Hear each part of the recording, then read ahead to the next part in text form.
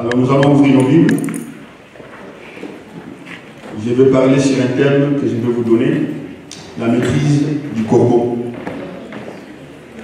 Il y a quelqu'un, la maîtrise du corbeau. Il y a quelqu'un, la maîtrise du corbeau. Donc nous allons parler de l'un des fruits de l'esprit qui se trouve dans Galates 5, verset combien? Amen. Quel genre? À la fin du culte, si tu viens me voir, je vais t'amener au café. Il y a des gens qui connaissent quand même un certain verset de la Bible. Donc dans Galates 5, verset 22, nous voyons les fruits de l'esprit. Et quand vous lisez, il y en a 9. Mais en réalité, il n'y en a qu'un. Parce que quand vous lisez au verset 19, on parle des œuvres de la chair sont. On en cite plusieurs. Et au verset 22, il dit, et les fruits de l'esprit seuls. C'est au singulier, cela veut dire qu'il y a un seul fruit, c'est lequel? L'amour. Ah, toi, si tu viendras avec moi. C'est l'amour. Et après l'amour, c'est quoi? Et après la joie, c'est quoi? Tu ne lis pas, j'espère. Tu ne lis pas. Et après la paix, c'est quoi? Et après la patience? La bienveillance. Et après la bienveillance? Et après la fidélité? Non, la douceur. Et à la fin, c'est la maîtrise de soi. C'est de ce fruit qu'on va parler, la maîtrise de soi. Mais pour mieux comprendre la chose, on prendra plus d'exemples sur le corbeau. Et je sais que nous sommes tous des humains. Nous avons nos bas et nos hauts. Nous ne sommes pas parfaits. C'est ainsi que Jésus nous exhorte à ne pas juger les autres, à ne pas condamner les autres. Et nous passons notre temps à juger. Nous nous voyons parfaits. C'est tout le monde qui est faux. Alléluia. Et Dieu savait. Quand je lis dans Luc 17 à partir du verset 1er, Jésus était avec ses disciples. Il leur dit ceci: il est impossible qu'il n'y ait pas des occasions de chute. Mais malheur par celui, cela viendra. C'est mieux pour la personne qu'on lui mette une pierre de moulin et qu'on la jette dans la mer. Si scandaliser ses petits-enfants. Voilà. Jésus savait que c'est impossible. Mais malheur à la personne.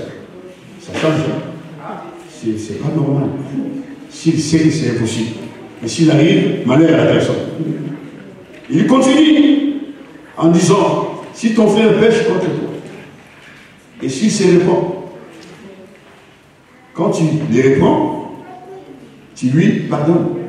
S'il le fait 7 fois par jour, et qu'il se répand toujours, il vient te demander pardon, il faut que tu pardonnes. Waouh! Les disciples ont dit, c'est pas possible. C'est pas possible. Comment on peut supporter ça?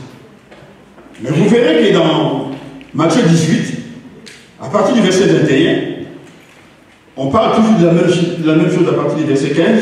Si ton frère pêche, viens, s'est réconcilié contre toi, avec toi, tu dois lui pardonner.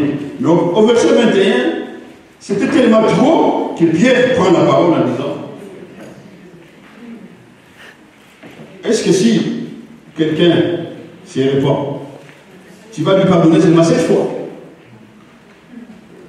L'Éternel, Jésus répondit, non, c'est combien de fois? 70 fois, ça fait combien? 490. 490 fois par jour. Quelqu'un s'il revient vers toi, pendant 490 fois, tu es obligé de faire quoi? De pardonner. S'il vient maintenant 491 fois, tu feras quoi? Là, tu peux le tuer. Tu as droit. C'est selon la parole. Alors, vous verrez que les disciples ont été les peur. Ils se sont approchés encore de Jésus en disant, augmente-nous la foi. Parce qu'avec tout ce que tu dis là, ce n'est pas facile pour quelqu'un qui n'a pas la foi.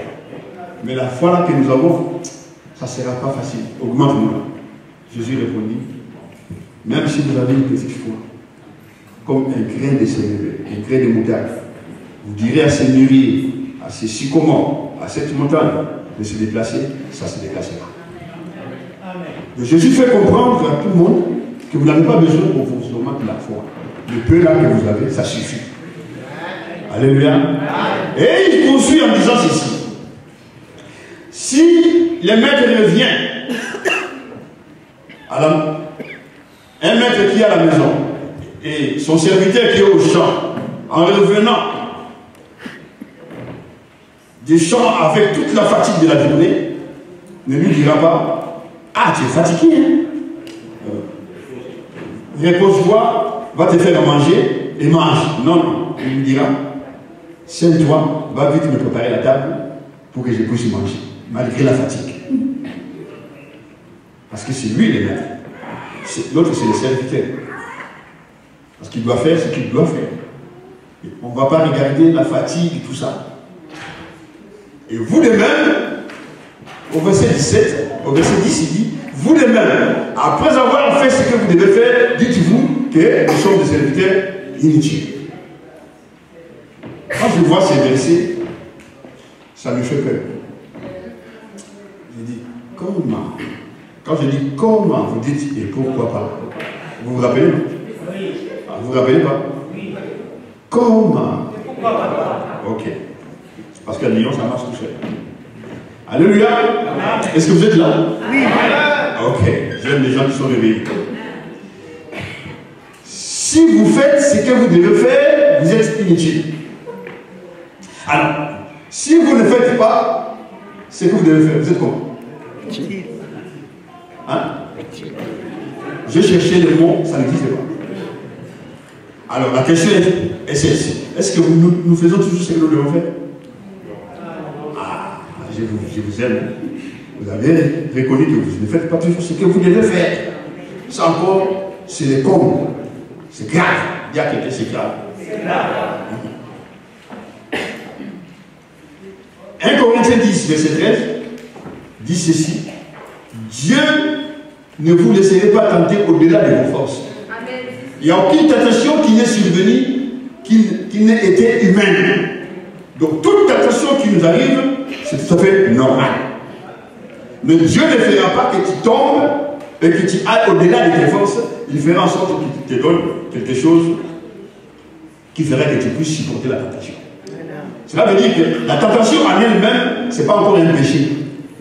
Si on comprend ces versets. Mais c'est l'effet qui arrivera après qui te fera pécher ou pas. Quelle que soit la tentation, Dieu ne te laissera pas aller jusqu'à être tenté. Il va te donner la force pour que tu puisses la supporter. Quelqu'un me suit? C'est ainsi que nous allons parler du corbeau. Comment il s'est maîtrisé. Lisons dans Genèse 8. Je commence là. Là, c'était l'introduction, c'était vite fait, que nous puissions comprendre la suite. Genèse 8,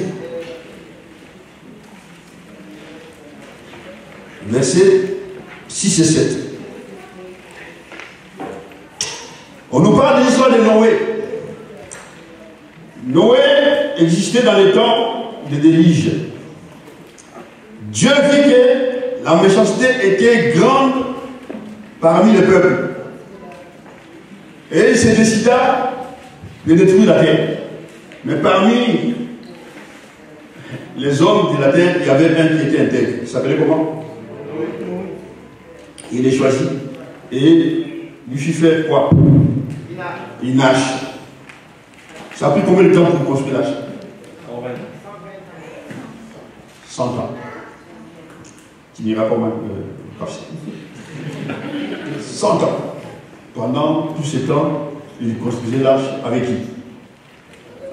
Il était aidé par qui? Oui, sa famille, mais qui? Il avait combien d'enfants? 3. Ok. Avec sa femme, ils étaient combien? 3 enfants avec une femme, et lui avec sa femme, ils étaient combien? 8. Avec 5. C'était 8. 8 personnes pour construire une arche. Et pendant ce temps, le peuple qui passait, il disait quoi? Il se moquait.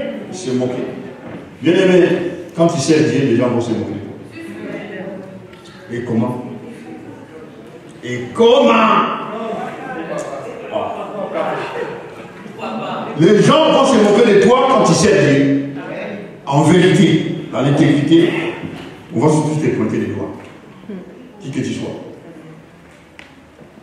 Et quand le temps fut venu, Dieu ordonna à Noé d'entrer dans l'arche et de faire entrer tous les animaux par paire, les impurs et les purs. Dieu les met ensemble. Mais dans nos églises, nous n'aimons pas les impurs. Nous n'aimons que les purs. Dans nos églises, on n'aime pas ceux qui ont des défauts. On aime que ceux qui ont des qualités. Mais dans l'arche, il y avait tout le monde. Surtout les animaux. Et il a pris toute une journée pour faire entrer tout le monde. Tous les animaux étaient rentrés dans une journée. Même la tortue. Ils sont restés dans l'arche combien de jours?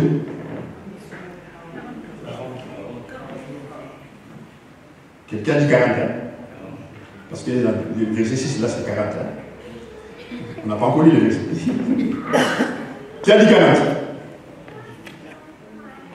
Ah bon? Et les autres? 37. L'autre? Combien de jours? Bon, on verra tout à l'heure.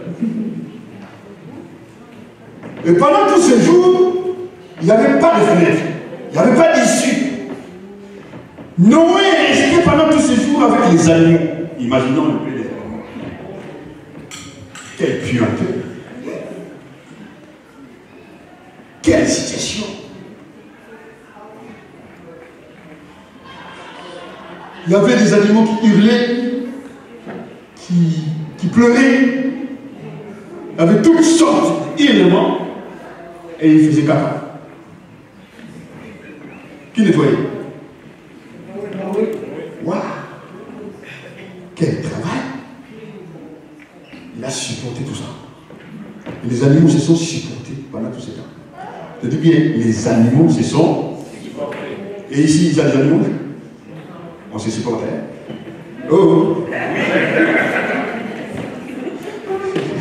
Je veux que vous arriviez à comprendre des petites choses. Parce qu'il y a beaucoup de gens qui quittent l'église parce qu'ils ne supportent pas. Mais là, tout était fermé. Que tu veux ou non, tu dois rester. Donc on va ça fermer l'église. Alléluia. Lisons maintenant. Les versets 6 et 7. Au bout de combien de jours? Noé ouvrit la fenêtre qu'il avait faite à l'arche. Il lâcha qui sortit et revint à plusieurs reprises jusqu'à ce que les eaux aient séché sur la terre.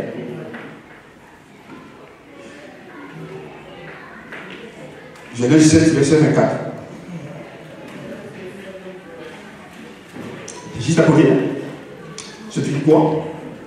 Les eaux firent quoi? Grossir où? La terre. Pendant combien? 140 jours. 150 jours. Alors Noé est resté dans l'arche combien de jours? 150 jours.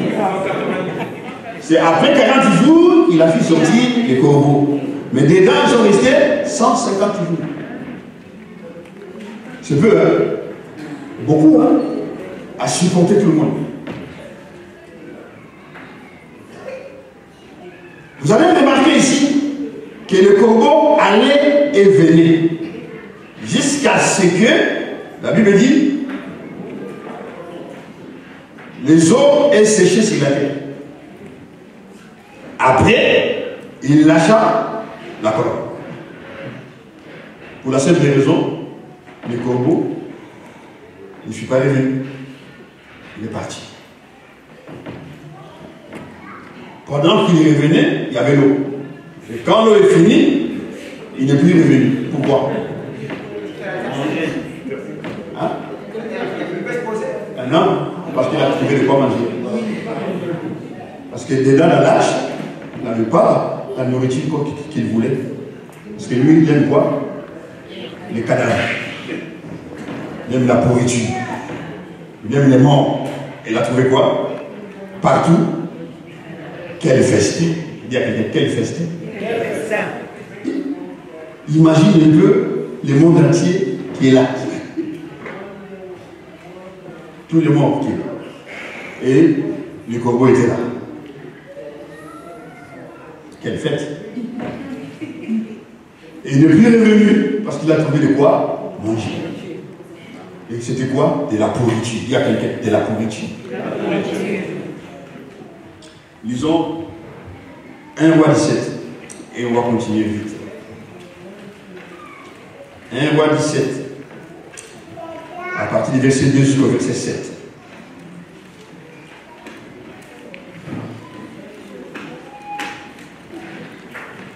La parole de l'Éternel lui fut adressée en ces mots. Pars d'ici, dirige-toi vers l'est, et cache-toi près du torrent des Kérith, qui est en face du Jourdain. Tu boiras de l'eau du torrent, et j'ai ordonné au corbeau de te nourrir là. Il partit et agit selon la parole de l'Éternel, et alla s'établir près du torrent des Kérith, qui est en face du Jourdain. Le corbeau lui apportait du pain et de la viande le matin, et du pain et de la viande le soir, et il buvait de l'eau du torrent. Mais au bout d'un certain temps, le torrent fut à sec, car il n'y avait pas eu de pluie dans le pays. Alléluia. Ici, on parle de qui? Non. La personne à qui? C'est Élie, qui fut un grand prophète. Vous allez voir, dans les chapitres précédents, il a osé défier qui? Les prophètes de Baal, ils étaient combien? Non, plus de 400. Il les a même tous coupé la tête. Quel travail! C'était un grand prophète, un grand homme de Dieu. Là, il se retrouve dans le désert, en train de fuir, de chercher la mort. Il fuyait qui? Jézabel. Une femme. Il y a une femme.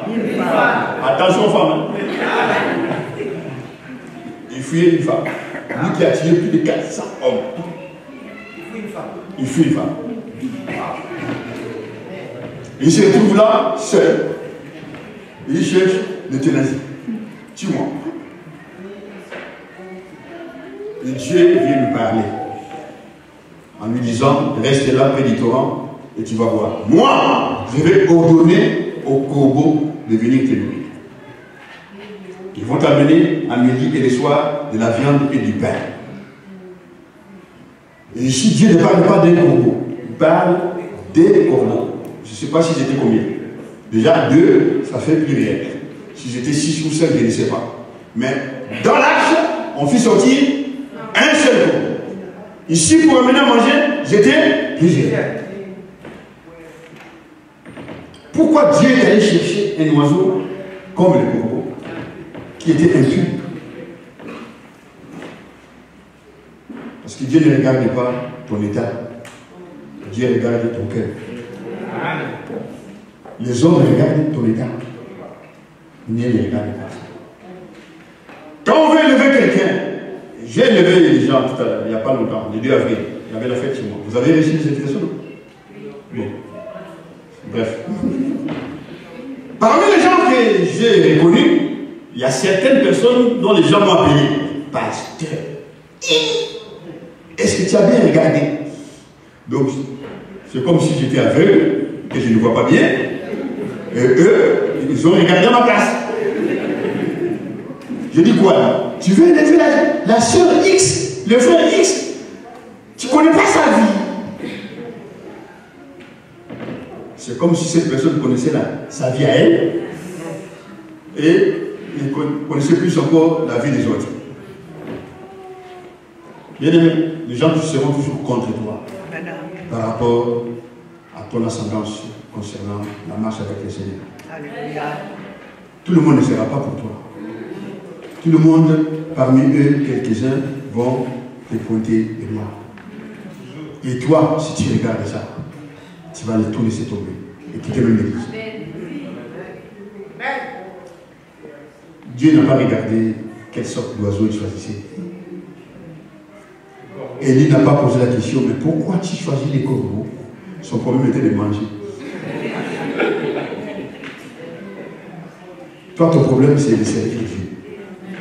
Les autres, tu ne les regardais pas. Marche selon ce que Dieu pense de toi. Amen. Marche pas selon ce que les hommes pensent de toi. Amen. Je parle à quelqu'un en particulier. Amen. Parce que là où tu pleures, tu te poses des questions. Tu n'as jamais commencé à prendre des décisions irrévocables. Que moi, je crois que c'est mon dernier dimanche dans cette église. Les regards, j'en supporte plus. Plus on te regarde, plus tu grandis. Plus les gens parlent mal de toi, plus tu progresses. Quelqu'un me suit? Alléluia. Ma femme apprend à me connaître. Des fois, elle me regarde comme ça. Il a dit, banga. Je dis, toi, c'est une pierre. Donc, tu supportes tout. Je supporte quoi? Avec tout ce qu'on dit, que toi, tu supportes. Tu dis rien. Je vais dire quoi? Laisse-le parler. Laisse-le en bois. Ah ben, passe. Pourquoi tu t'arrêtes? Pourquoi tu t'arrêtes? Regardez un peu que le corbeau qui est sorti de l'arche n'a pas pu supporter de voir la pourriture et retourner à l'arche. Il est resté par rapport à la pourriture. Il ne s'est pas maîtrisé. Mais le corbeau que Jésus, Dieu a choisi pour aller, pour apporter à manger à l'homme de Dieu, et il n'était pas seul, ils étaient nombreux, ils pouvaient se parler entre eux, se dire des choses, mais non. Là, c'était la pourriture, ici, c'était la viande fraîche. La viande fraîche. Et le pain qui sortait directement du four. Ça fumait. Vous aimez ce genre de pain? Moi, j'aime un pain qui sort du four. Mais si ça ne sort pas du four, je mets dans le micro-ondes que ce soit un peu chaud. C'est bon à manger. Alléluia. Et devant la viande, devant le pain, les corbeaux, je suis sûr qu'au départ, c'est ça qu'on s'est dit. D'habitude, on a toujours la pourriture, mais là, quelle viande! Est-ce que vous êtes d'accord qu'on a porté cet homme-là? Ils se sont parlé entre eux quand même. Mais à fin de compte, ils se sont dit, mais c'est Dieu qui nous leur donne. C'est Dieu qui nous leur donne. Malgré notre impureté, Dieu nous met à l'épreuve. Il y a beaucoup d'oiseaux? Ou non? Il y a des moineaux, des hirondelles, quoi? Ah, comme vous savez. Alléluia. Mais Dieu nous a choisis. Bien aimé, je parle à quelqu'un. Malgré tous les atouts qui sont là, malgré tous les gens que tu vois là, il y a certaines personnes qui sont ici, qui ont bac plus 33, qui ont bac plus 50. Dieu ne les regarde pas. Dieu te regarde, toi, qui est un pauvre simple primérien, qui n'a même pas allé sous les bancs de l'école du collège. Dieu te choisit. Amen. On a ici un pasteur en Suisse, dans les années 81. Il est arrivé, il cherchait des Congolais. Là où il était descendu, on nous a appelés. Ah ben, il y a un de votre famille ici. On va le voir. Un pasteur qui est venu, qui ne sait pas de quel village au Congo. Il a reçu des billets, des visas de Suisse. Et la Suisse, pourquoi aller en Suisse? C'est pas évident. Lui, il descend, il arrive, il atterrit en Suisse. On arrive. On nous explique que le monsieur ne parle pas de français. Il parle de Lingala. Et quand il commence à parler français, il dit maman, un papa.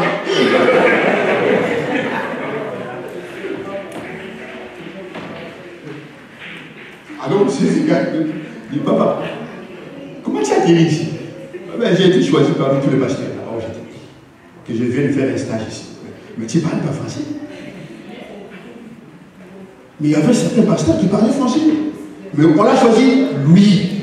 Parce que Dieu a voulu que ce soit lui. Et ça lui a permis du temps pour apprendre le français d'abord. Il a fait 3 mois de l'école de langue. Il a appris le français. Et il a commencé à parler français. Il est venu, il a fait son stage pendant, je crois, 9 mois. Il est reparti. C'est pas comme, contrairement à certains de nos confrères qui arrivent ici pour des stages et qui ne repartent plus. Lui, il est reparti. Là, ça m'a donné un exemple. Ça m'a donné une expérience. J'ai dit, waouh! Comment on peut envoyer quelqu'un qui parle pas la langue dans un pays où il ne pourrait pas s'exprimer? Mais parce que Dieu a lancé son évolution. Amen. Tu es là. Dieu te parle. Peut-être le pasteur t'a déjà parlé. Tu as refusé combien de fois? Pasteur, c'est pas encore le moment. Et le moment c'est quand? Ma fille, est-ce que tu ne peux pas chanter? Pasteur, tu as déjà entendu ma voix. Mais là, je suis en train d'entendre quoi? C'est pas ta voix?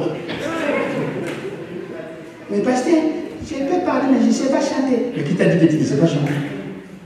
Alléluia. Dieu n'a pas besoin de gens qui savent. Quelqu'un me suit? Parce que dans notre église, il y a beaucoup de savants. Les gens qui savent tout. Dieu n'a pas besoin de savants. Dieu a besoin de croyants. Les gens qui croient. Et si tu crois, tu verras. Il n'y a rien qui est impossible à celui qui croit. Tu veux rendre impossible ce que Dieu dit possible. Quand vous lisez dans Acte 10, vous verrez l'histoire de Corneille. Ce vaillant homme de Dieu qui priait tout le temps, qui faisait les aumônes, mais il était catholique. Dieu a vu son cœur. Il a envoyé l'ange pour lui parler. Envoie des personnes pour aller chercher Simon, qui loge chez Simon le pourvoyeur. Et pendant ce temps, Simon était sur les toits. Et il avait faim. Pendant qu'on préparait à manger, Dieu lui fit voir une vision. Quoi? Il n'a avec quoi dedans? Avec des reptiles de plusieurs têtes. Et on lui dit, mange. Il dit, impossible, c'est impur. Mange. Il dit, c'est impur. Mange. Et Dieu lui dit, comment tu peux appeler impur ce que Dieu voit pur? Alléluia. Parce que nous n'avons pas la même vision que Dieu. Quelqu'un me suit? C'est à cet instant qu'on vient de chercher pour dire, va chez Corneille. Dans les temps, les disciples ne pouvaient pas entrer chez quelqu'un qui n'est pas circoncis. C'était un circoncis, Corneille. Mais après, il a compris la vision et il est parti. Il s'est passé de grandes choses chez Corneille. Alléluia. Acte 10. Vous verrez comment les incirconcis ont reçu le Seigneur, comment ils ont commencé à parler en langue, comment ils ont commencé à prophétiser, parce que Dieu les a visités. Et Dieu visite quelqu'un, c'est vrai. Amen. Dieu parle à quelqu'un en particulier, c'est vrai. Quelqu'un a dit un jour, nous n'avons pas besoin de gens extraordinaires. Nous avons besoin de gens ordinaires avec lesquels nous allons faire des choses extraordinaires.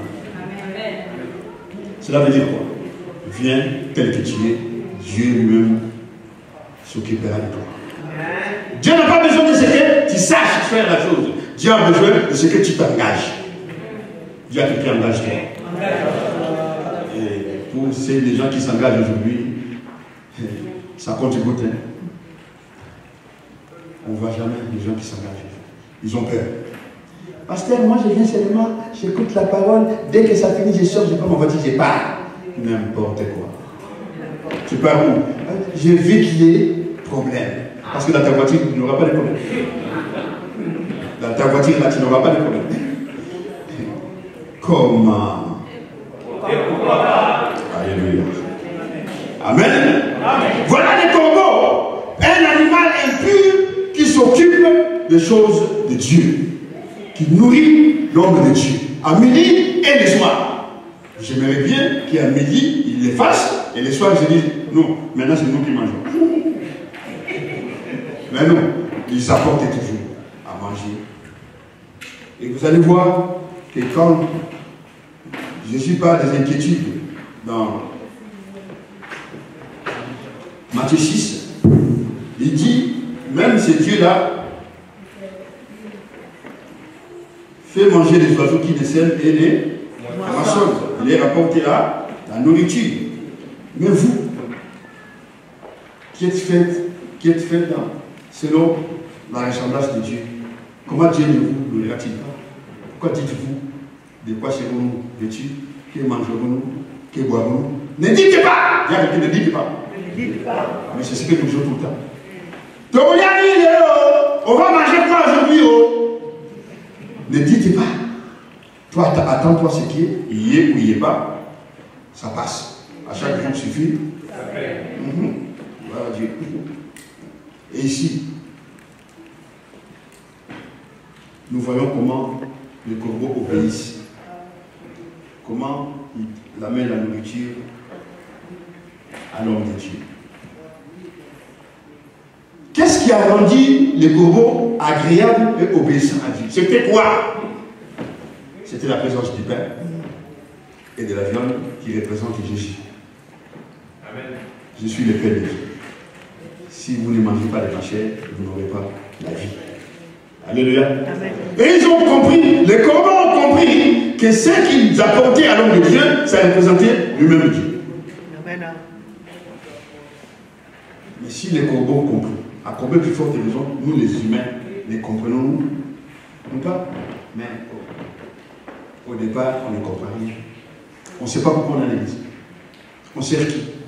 On sert quoi? On cherche qui? On cherche quoi?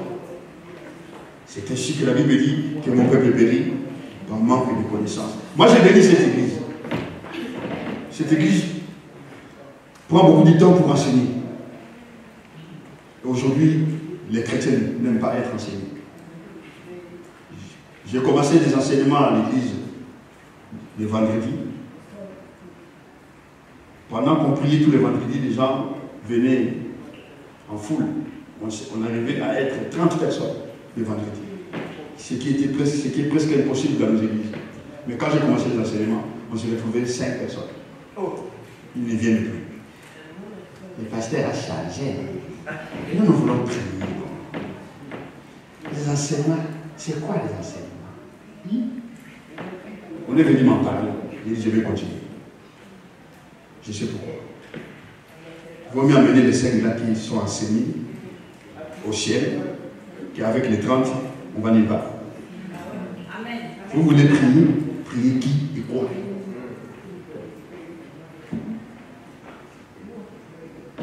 Dans Actes des Apôtres, chapitre 4, je crois, verset 42, la Bible dit, il persévérait dans l'enseignement. Et après, par la communion. Après, non, d'abord il y avait la prière. Les enseignements des apôtres, après, prière, la communion fraternelle et la fraction du pain et la prière. Nous sautons les 3 conditions, nous prions. Vous priez qui? Quoi si vous n'êtes pas enseigné? C'est pour ça que vous voyez les gens dans l'église, quand ils arrivent, ils ne sont pas enseignés, ils ne saluent personne.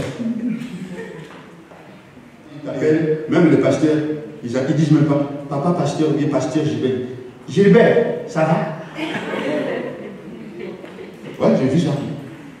Ils appellent même leur propre mère, leur propre père par leur prénom.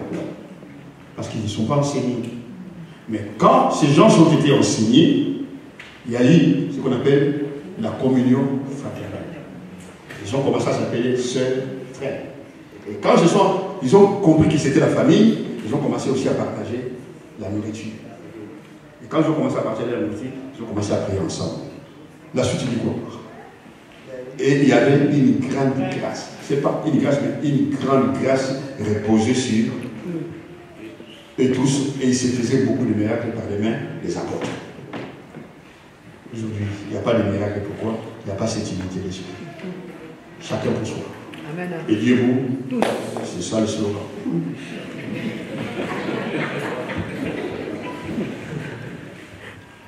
Alors, parce qu'ils ont compris que le pain et la viande représentaient le Seigneur lui-même.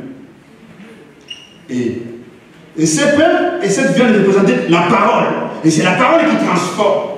Vous connaîtrez la vérité et cette vérité vous rendra libre, vous affranchira. Il y a beaucoup de gens qui sont dans l'église et qui ne sont jamais affranchis.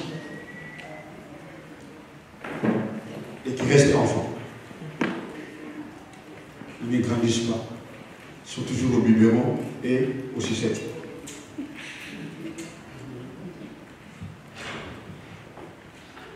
Galates 4, versets 1 et 2 dit ceci.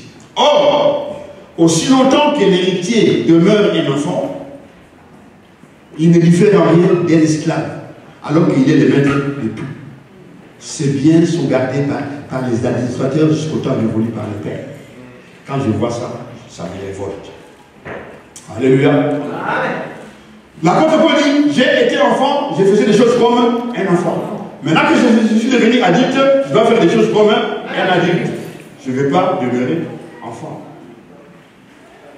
C'est vrai, Jean 1, verset 12, à tous ceux qui l'ont réussi, à tous ceux qui ont cru en lui, il leur a donné le pouvoir de devenir enfant de Dieu. C'est vrai, mais il ne faut pas rester, demeurer enfant. Parce que si tu demeures enfant, tu deviens un esclave. Tu es là toujours à demander,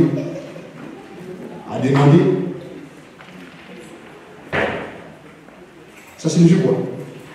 Ça signifie qu'un enfant de 2 ans, c'est un enfant ou pas? Un enfant de 2 ans, c'est un enfant. Il doit grandir.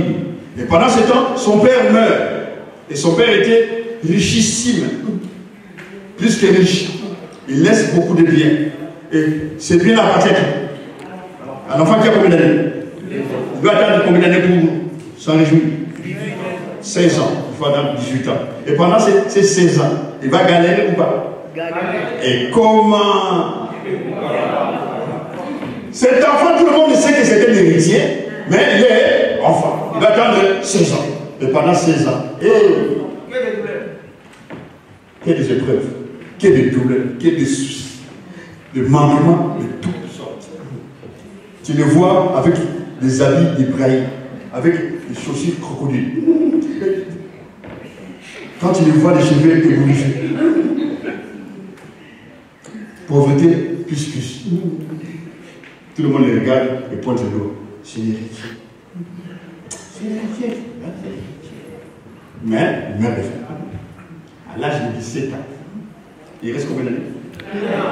Quel chemin il a fait? Quel chemin? Tout le monde commence. Dans un an. Il reste une semaine. Tout le monde dit quoi? Dans une semaine. Et maintenant, les jeunes filles commencent à le suivre. Pierre, ça va. Malgré qu'il est sale, mais elles savent que dans une semaine, c'est rempli de mer. C'est rempli de mer. Moi, ça fait longtemps que je t'aime. Et pendant ce temps, les conseillers banquiers commencent à tourner autour de lui. Quand tu auras l'argent, qu'est-ce que tu vas faire? On va te conseiller. Il reste 2 jours. L'enfant est toujours pauvre ou pas? Il reste 1 jour. Il est toujours pauvre ou pas? Et lui-même sait que demain il serait riche. Et demain, dans son lit, il ne se réveille pas. Il meurt. Quel désastre. Il meurt comment? Il est reconnu comment? Riche. C'est ça que nous sommes. Les enfants de Dieu. Dis à l'autre, je ne mourrai pas pauvre. Je suis l'héritier. Vous connaissez l'histoire du fils prodigue? C'est dans quel... Ah, je ne sais pas à toi de parler. Alléluia. Vous ne voyez pas que mon regard n'est pas là-bas. Mon regard, c'est ici. Amen. Livre 15. À partir de quel verset? On parle de fils prodigue qui a demandé son argent. J'en passe. Il est parti. Il a dilapidé tout son argent avec les prostituées. Il a fait sa vie. Il est parti loin. Et quand tout était fini, il a pris conscience. Il a pris conscience. Et il s'est dit lui-même, je vais rentrer chez mon père. Et je vais lui dire que je deviens qui? Esclave, serviteur. Je ne suis pas digne d'être son enfant. Et il revient, de loin son père le vit. Il fait quoi? Il courit vers lui. Il l'embrassa. Et pendant ce temps, il chanta son refrain. Père, je ne suis pas digne d'être ton fils. Désormais, je vais devenir, j'ai péché contre Dieu et contre toi. Là, j'ai préparé sa chanson. Comme beaucoup d'autres d'entre nous qui préparons déjà notre refrain. Alléluia. Mais le père n'a pas entendu tout ça. Il a demandé au secrétaire de faire quoi? Occupez-vous de lui. Donnez-lui une nouvelle robe, mettez-lui et des sandales neuves et tirez quoi? Un veau. Un veau. Un veau. Festoyons. Parce que mon fils qui était parti est revenu, il était mort, il est en vie. Alléluia. Et il festoyait. Il festoyait. Pendant ce temps, le fils était où? Au champ. Et quand il est revenu, la Bible dit, il a entendu des bruits de chants et de danses. Le bruit de chants, on peut entendre ou pas? Est-ce qu'on peut entendre quelqu'un danser? Oh, il faut voir. Lui, il a entendu non seulement les chants, il a entendu aussi les danses. Quel réflexe! Et il a demandé, qu'est-ce qui se passe ici? Le serviteur qui était sorti lui dit, ton frère qui était parti est revenu, et ton père a fait pour lui une grande fête. Il a tiré même un veau quoi? Somi. Somi en français, c'est quoi? Commérage. Esprit de commérage. Il a dit, quoi? J'entre pas. C'était son frère. C'était son frère. Il a dit, j'entre pas. On a porté ça à qui? Au papa. Et papa, pour la deuxième fois, il était obligé de sortir. Déjà, la première fois, il était sorti. Cette fois-ci encore, il sort pour les fils aînés. Mon, mais qu'est-ce que tu fais là? Quoi? Tu me poses encore la question? Ton fils qui est parti, qui a tout dilapidé ton argent avec les prostituées. Il n'était pas là. Il n'a jamais réussi aucun bruit qui lui disait, oh frérot, je suis ici avec des... Hein? Non. Dans sa tête, il s'est dit qu'il a tout fini avec des prostituées. C'est quel esprit là? C'est quel esprit? Non, quand il dit ça, il y a déjà de la jalousie, mais il y a un autre esprit là. Il y a la médisance, il y a un autre esprit là. Il y a ma canne ici, quand même. Pensez négative. Il y a l'esprit de colère, de ce que vous avez dit là. L'esprit à ma canne ici, la francine. Pensez négative. C'est pas le mot que je veux.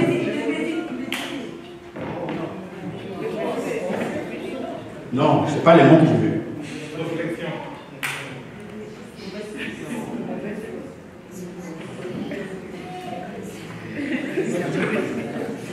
Il y a la jalousie dedans. Les médisances. Explique quoi? La haine. Il y a la haine aussi. Il y a beaucoup d'esprits qui sont là. Tout ça. Bon, passons. Je vous dirai ça. Il dit qu'il ne veut pas entrer. Il parle du fils. Et le fils qui est revenu a demandé au père de devenir qui? Serviteur. Suivez-lui. Et lui dit à la fin, moi qui t'ai toujours servi. Il se met à la place de qui? Le fils qui est revenu voulait devenir qui? Et lui, quand il parle à son père, il parle de ses frères comment? Ton fils. Il reconnaît que c'est son fils. Et lui, il se présente comme qui? Moi qui t'ai toujours servi. Jamais tu as osé permettre à ce que je puisse tuer un chevaux. Que je puisse festoyer avec mes amis. Écoutez la réponse du papa. Ton frère qui est parti est revenu. Qu'on croyait mort, il est en vie. Mais toi, mon enfant. Le papa le considère comme qui? Et lui considère son frère comme qui? Le fils. Lui-même se considère comme qui? Et le papa lui dit, ensuite, en poursuivant, dit, tu as toujours été avec moi, car tout ce qui est à moi est à toi. Est-ce qu'il le savait? En tant qu'enfant. Parce qu'il avait besoin que son père lui donne la permission de tirer un chevaux. Il devait faire quoi? Se servir. C'est ce que j'ai dit à quelqu'un ce matin. Serve. Il y a quelqu'un, serve-toi. Ne pleure plus. Quand je te fais des soucis pour lui, obéissez seulement et serve-toi. Voilà les corbeaux. Si les corbeaux arrivent à se maîtriser en tant qu'animal impur, À combien de fois des raisons, toi, qui es reconnu comme une image de Dieu, créé selon la ressemblance de Dieu, à qui Dieu a confiance, pourquoi tu ne te maîtrises pas? Toi qui te crois ne pas être imbu, pourquoi tu ne te maîtrises pas? Prenons l'exemple sur les corps. Ce matin, je parle à quelqu'un. C'est à Dieu.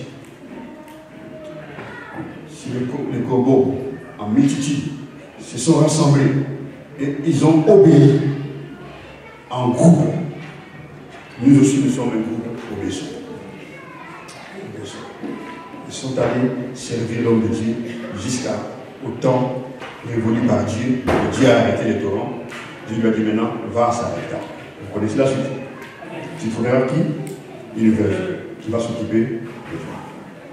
Et cette veuve-là est là. Cette veuve est là, qui va s'occuper de son serviteur. Alléluia. Je suis venu ce matin pour remonter quelqu'un, pour exhorter quelqu'un en particulier. Tu te sentais fini, tu te sentais abandonné. Même peut-être tu te disais, même les pasteurs ne s'occupent plus de moi. Même quand j'appelle, ils ne viennent pas. Et regarde pas les pasteurs, regarde Dieu. Regarde le Seigneur, c'est celui qui a fait que tu sois là ce matin. Ce n'est pas les pasteurs.